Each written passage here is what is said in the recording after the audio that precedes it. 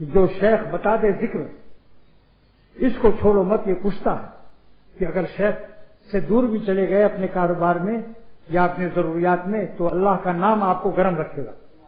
شیخ آپ کی طرح کب تک آپ کے پاس بیٹھے رہو گے؟ کوئی اور کاروبار بھی دنیا میں ہے؟ آپ بتاؤ، سردی میں سخت سردی ہو ہر وقت آپ کے پاس بیٹھے رہو گے؟ کاروبار ہے یا نہیں؟ کوئی دنیا کے اور تو مشاغل ہیں۔ لہذا اگر کشتہ نہیں کھاؤ گے تو جب تک آگ کے سامنے رہو گے زندہ رہو گے، اور جہاں آگ سے ہٹ مر جاؤ گے سخت سردی کی لہر سے ڈبل نیمونیا ہو جائے گا۔ تو جن لوگوں نے اللہ کا نام نہیں لیا، شیخ سے ہٹتے ہی ڈبل نیمونیا ہوا، سخت کبائر میں مبتلا ہو گئے وہ۔ اس لیے جو شیخ نے کشتہ دیا ہے، اللہ کا ذکر، خالق کشتہ، ان کا نام لو۔ ایک بزرگ ایک شخص نے کہا آج کل کمزوری ہے، فرمایا 100 مرتبہ اللہ کا نام لو۔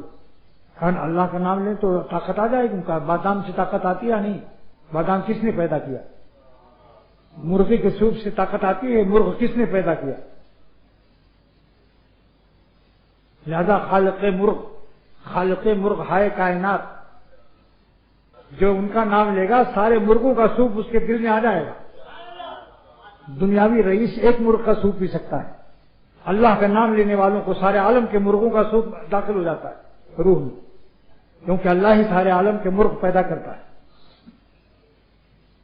تو آج سے جو شیخ نے ذکر بتایا لیٹے ہوئے بھی پورا کر لو، بخار میں بھی پورا کر لو، انشاءاللہ تعالیٰ آپ اس کا فائدہ دیکھو گے۔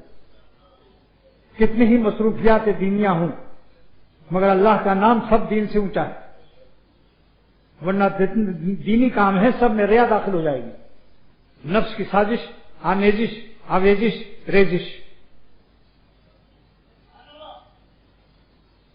لہذا اللہ کا نام ہمیں اخلاص پر قائم رکھے گا اور ان کی محبت کو غالب رکھے گا۔